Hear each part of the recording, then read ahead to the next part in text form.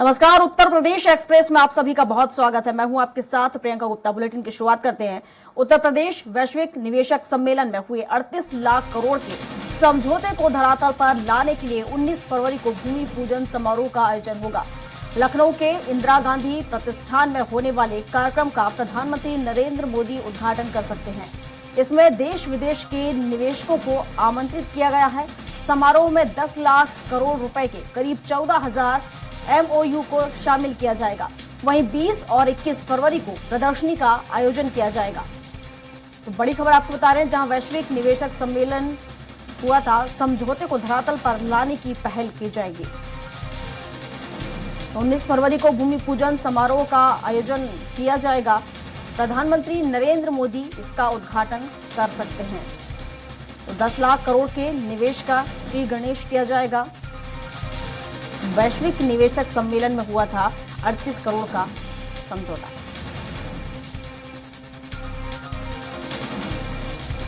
तो 19 फरवरी को भूमि पूजन समारोह का आयोजन किया जाएगा, जिसमें प्रधानमंत्री नरेंद्र मोदी कार्यक्रम का उद्घाटन करेंगे।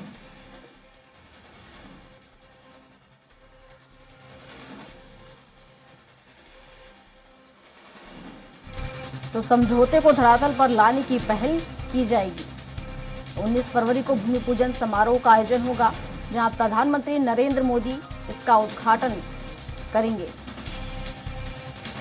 तो 10 लाख करोड़ के निवेश का श्री गणेश किया जाएगा। शुभारंभ होगा, जहां वैश्विक निवेशक सम्मेलन में हुआ था 38 लाख करोड़ का समझौता, और अब इसे धरातल पर उतारा जाएगा। इसको लेकर शुरुआत की जाएगी।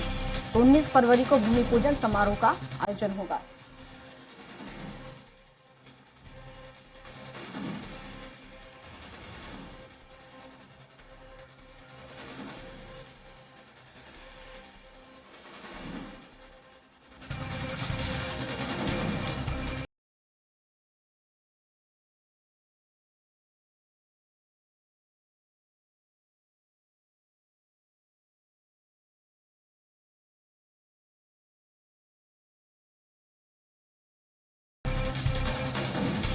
और इस पर विस्तार से जानकारी के साथ हमारे साथ उत्तर प्रदेश के संपादक राघवेंद्र त्रिपाठी जी जुड़ चुके हैं। राघवेंद्र जी, जिस तरीके से 38 लाख करोड़ का जो समझौता किया गया था, अब उसे धरातल पर उतारा जाएगा और इसको लेकर कार्यक्रम भी किया जाएगा, जहां कहा जा रहा है कि प्रधानमंत्री इसका उद्घाटन कर सकते हैं। क्या कुछ अपडेट?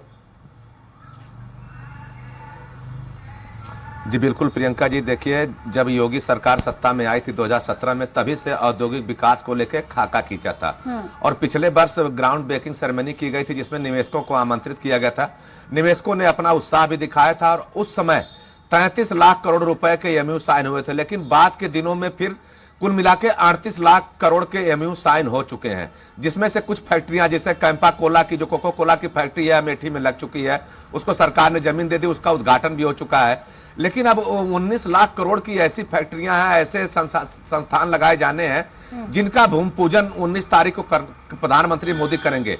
हालांकि अभी 10 लाख करोड़ तक के प्रस्ताव सामने हैं, लेकिन सरकार का मानना है कि 19 फरवरी को अगर प्रधानमंत्री मोदी समय देते हैं, तो इस आंकड़े को 19 लाख करोड़ तक हम बढ़ाएंगे। जो बाकी कंपनियां हैं, जिनको भी भूमि दिया गया है, बाकी कार्रवाई चल रही, उनको भी कागजी कार्रवाई पूरी करके उनको भी हम रिक्वेस्ट करेंगे कि वो भी अपना भूमि पूजन करवा लें। तो इस भूमि पूजन में बुंदेलखंड, जहां पे डिफेंस कॉरिडोर बनना है, इसके अलावा अमेठी में इंडस्ट्रियल एरिया जो डेवलप की गई है, राजीव गांधी के जमाने से डेवलप की गई थी, तमाम फैक्ट्रियां बंद हो चुकी हैं, उन्हें फिर से चालू करना, नए फैक्ट्रियों की स्थापना करना। इसके अलावा नोएडा में कुछ IT कंपनियां हैं, उनके लिए जमीन देने की बात की गई। तो पूरी तैयारी चल रही है सरकार की। देखिए प्रियंका, चूंकि चुनाव का वर्ष है, राम मंदिर का निर्माण हुआ है, तो विरासत के साथ विकास भी भारतीय जनता पार्टी ने नारा दिया है। माने हम विरासत के साथ विकास भी कर रहे हैं, तो विकास की भी वानगी पेश करनी होगी। विरासत के तौर पे आपने काशी विश्वनाथ का कॉरिडोर बना दिया, उज्जैन का महाकाल का कॉरिडोर बना दिया, अयोध्या में राम मंदिर बन गया है। लेकिन केंद्र सरकार को यह भी बताना पड़ेगा कि विकास के लिए क्या क्या किया। तो विकास के पैमाने पर उत्तर प्रदेश को एक तरह से सामने पेश किया जाएगा, और जिस तरह से 7 साल में लगभग योगी सरकार हो चुकी है, इसमें कितने विकास कार्य हुए हैं उसको भी जनता के सामने ले जाएगी भारतीय जनता पार्टी।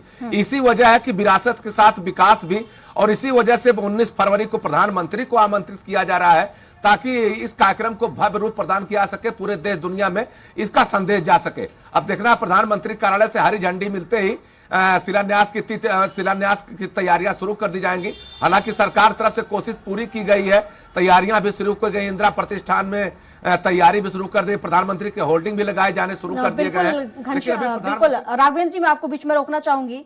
चलिए आपको सीधा लिए चलते हैं जहां सीएम विधानसभा में उद्घाटन कर रहे हैं।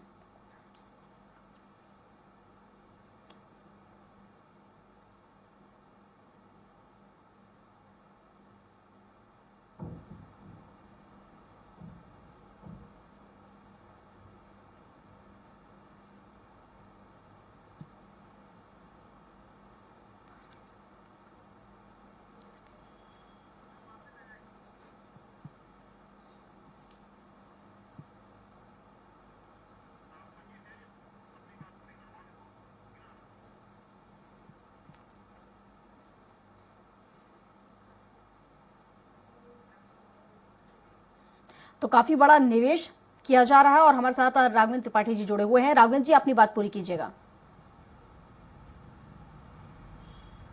जी बिल्कुल प्रियंका, चूंकि भारतीय जनता पार्टी की लगातार यही कोशिश रही है कि जनता में संदेह जाए।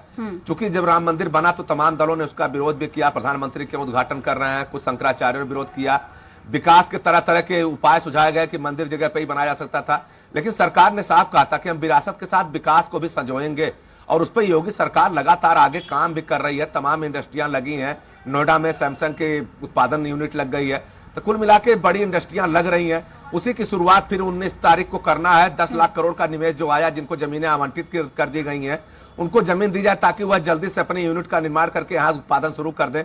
और जो तमाम दूसरे तरह के जो मार्केटिंग कंपनियां थी, उनको नोएडा में जमीन दी जा चुकी है, उनके कार्यालय खुल चुके हैं।